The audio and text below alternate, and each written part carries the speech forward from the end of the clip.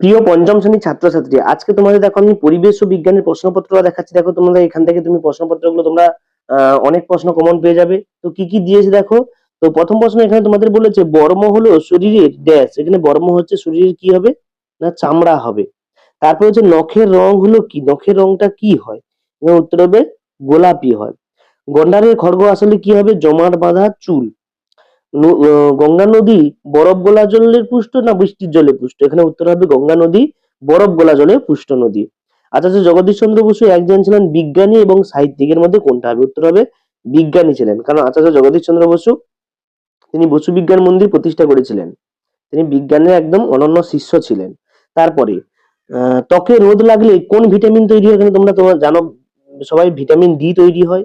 সজারির লোম ড্যাশের মতো, এ কার মতো হবে, সজারির লোম হচ্ছে কাঁটার মতো, এখানে উত্তরটা লিখবে কাঁটার মতো।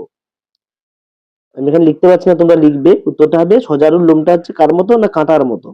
তারপরে প্রশ্ন বলছে সুন্দরবনের বিখ্যাত পশুর নাম কি, এটা তোমরা জানো royal Bengal tiger. Royal Bengal tiger, এটা তোমরা লিখবে রয়্যাল বেঙ্গল টাইগার। তারপরে পশ্চিমবঙ্গের সবচেয়ে বড় শহরের নাম, পশ্চিমবঙ্গের সবচেয়ে বড় শহর হচ্ছে কলকাতা। কলকাতা হচ্ছে সবচেয়ে বড় শহর পশ্চিমবঙ্গে, কলকাতা। তারপরে কি হবে, গান্ধী বুড়ি নামে কাকে ডাকা হতো, উত্তর হবে মাতঙ্গিনী হাজরাকে। মাতঙ্গিনী হাজরাকে গান্ধী বুড়ি নামে উল্লেখ করা হতো। এরপরের প্রশ্ন কিগুলো দিয়েছে দেখো। এক কথায় উত্তর দেখো 10টা এখানে দিয়েছে, আমরা এক এক করে জানবো। প্রথমে, শরীরে চামড়ার রং কালো হয় কেন, এখানে কি হবে, না এখানে মেলানিন থাকে বলে চামড়ার রংটা কালো হয়। একটি খুরওয়ালা প্রাণীর নাম লেখো, খুর আছে এমন একটা প্রাণীর নাম হচ্ছে গরু হবে।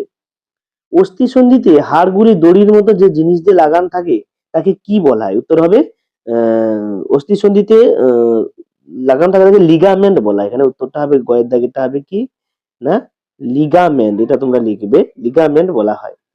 তারপরে দেখো পরপর প্রশ্নগুলো আমি আলোচনা করে দিচ্ছি, তোমরা দেখো আর লিখছি না আমি। একটি জলবাহিত রোগের নাম হচ্ছে কলেরা। তারপরে মালভূমি অঞ্চলে মাটির রং কি হবে, এখানে মালভূমি অঞ্চলে মাটির রং লাল হয়।